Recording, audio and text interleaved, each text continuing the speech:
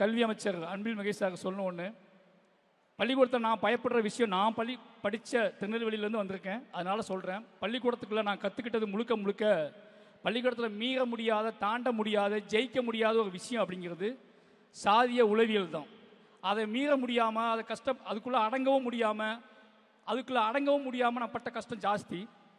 அதை இன்னைக்கு பள்ளிகளுக்குள்ள சமூக நீதிங்கிற வார்த்தையும் சமத்துவங்கிற வார்த்தையும் ஓங்கி ஒழிக்க வைக்கக்கூடிய செயலை நம்ம பள்ளி கல்வி செஞ்சுக்கிட்டே இருக்கு அப்படிங்கிற ஒரு மிகப்பெரிய சந்தோஷம். ஏன்னா தொடர்ந்து யார் மூலமாவது எதன் மூலமாவது அதை பதிவு பண்ணிக்கிட்டே இருக்காங்க. கிட்டத்தட்ட அதில் ஒரு பெரிய பாய்ச்சலாக நான் பார்க்குறது பள்ளிக்கூடங்களில் இருந்தக்கூடிய சாதி பெயர்களை அகற்றுனது. அதற்கப்புறம் இது ஒரு முக்கியமான விஷயமா, பள்ளிக்கூடமே எங்கள் பள்ளிக்கூடம் தான் தெரியுமான்னு சொல்லியிருக்காங்க என்கிட்ட. அப்படி அத்தனையும் ஒழிச்சு கட்டி இன்னைக்கு பள்ளிக்கூடத்துக்குள்ளே நடக்கக்கூடிய ஒரு மிகப்பெரிய யுத்தத்தை இன்னொரு அறிவு யுத்தமாக மாற்றின பங்கு கல்வித்துறை செஞ்சிருக்கு. அதுக்கு கோடான கோடி நன்றிகள்.